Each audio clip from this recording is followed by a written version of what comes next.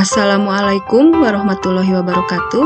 Saya Desi Kristianti dari SMP Negeri 14 Tasikmalaya, Jawa Barat. Pada kesempatan ini, saya akan menyajikan refleksi motivasi dan merdeka belajar pada pelatihan guru belajar seri Semangat Guru 2. Adapun tujuan dari video ini adalah sebagai pemenuhan latihan mandiri mengenai refleksi terhadap lembar aksi 1 latihan guru pada program Semangat Guru 2, serta sebagai refleksi diri mengenai motivasi yang dimiliki sebagai pendidik dan bagaimana menciptakan merdeka belajar. Dari latihan mandiri ini, saya mendapatkan hal baru, yaitu terdapat keterkaitan antara motivasi dan merdeka belajar. Karena bekal dasar menjadi pendidik merdeka belajar adalah adanya motivasi diri. Motivasi mengajar penting karena dapat menumbuhkan merdeka belajar, mengatasi stres, dan meningkatkan kinerja bagi guru. Motivasi mengajar akan berpengaruh secara langsung terhadap murid. Oleh karena itu, guru yang termotivasi akan membuat murid termotivasi pula. Semakin tinggi motivasi murid, maka semakin mudah pula untuk guru mengajak murid tersebut belajar. Merdeka belajar tercipta ketika murid terlibat dalam mengatur tujuan pembelajaran, proses pembelajaran, dan penilaian pembelajaran.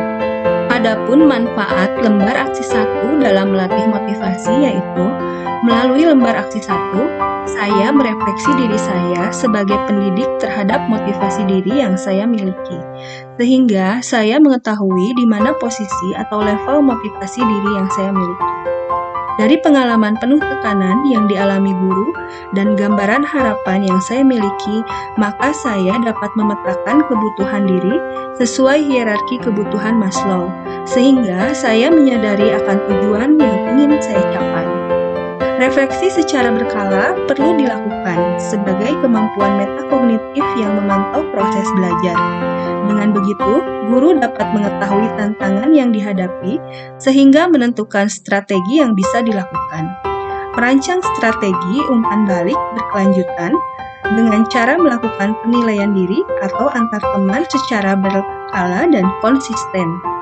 Berikut beberapa tips yang dapat kita lakukan dalam mengelola motivasi dan menerapkan merdeka belajar.